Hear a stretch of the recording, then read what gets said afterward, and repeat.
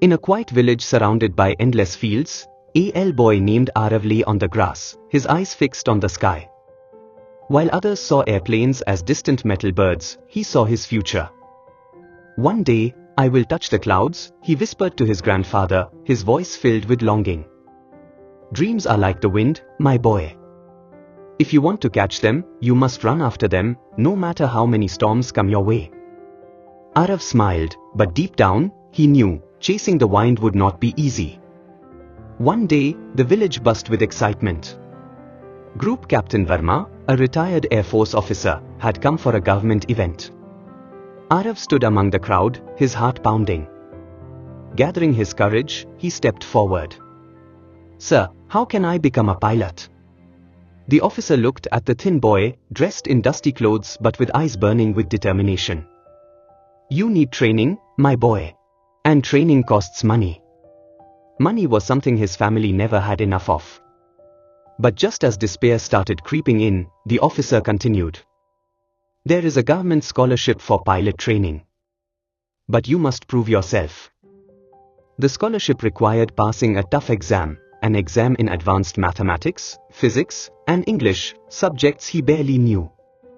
The students competing would come from the best schools. For a moment, fear gripped him. Then he looked up at the sky. The airplanes still soared, uncaring of the limits below.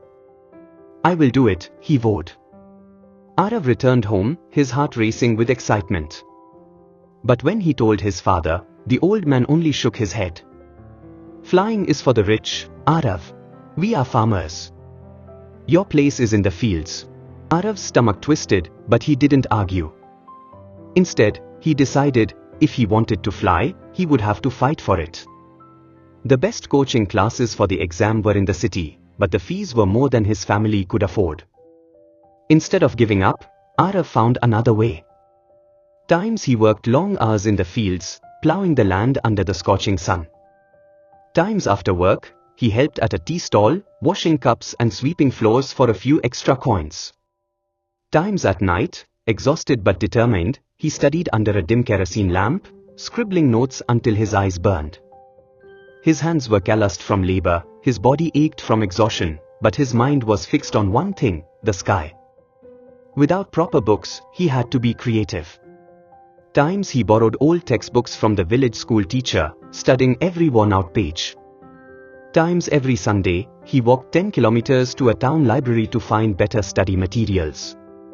Times he listened to lessons outside the city coaching centers, standing near windows just to absorb what he could. The exam was in English, a language he barely understood. Times he started reading newspapers, underlining words he didn't know. Times he found a retired schoolteacher who agreed to teach him English in exchange for farm work. Times at night, he would practice writing, whispering the words to himself, determined to master them. As months passed, whispers followed him wherever he went. "A farmer's son wants to fly? He will never make it." Even his own father sighed, "Aarav, you are chasing an impossible dream." Each word was a stone on his back, but Aarav refused to bend. Every insult, every doubt, every hardship, he turned them into fuel. He would prove them wrong. The day of the exam arrived. Aarav traveled to the city for the first time, clutching his borrowed books. Inside the exam hall, he saw students from elite schools, dressed in crisp uniforms, speaking fluent English. For a moment, self-doubt gripped him. Then he remembered, the blisters on his hands, the nights spent under the lantern, the long walks to the library.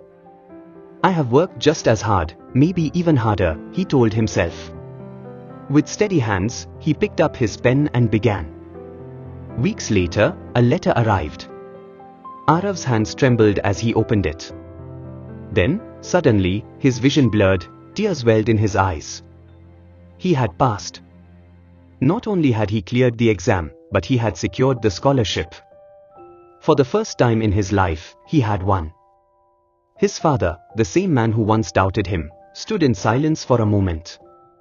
Then, with tears in his eyes, he placed a hand on Aarav's shoulder. "Go, my son. Chase the wind." As Aarav packed his bags for flying school, he looked up at the sky. An airplane soared overhead, gliding effortlessly through the clouds. And this time, he knew, one day, he would be the one flying it. Moral of the story: no dream is too big if you have the courage to chase it. Hard work, perseverance, and determination can overcome any obstacle, no matter how impossible it seems.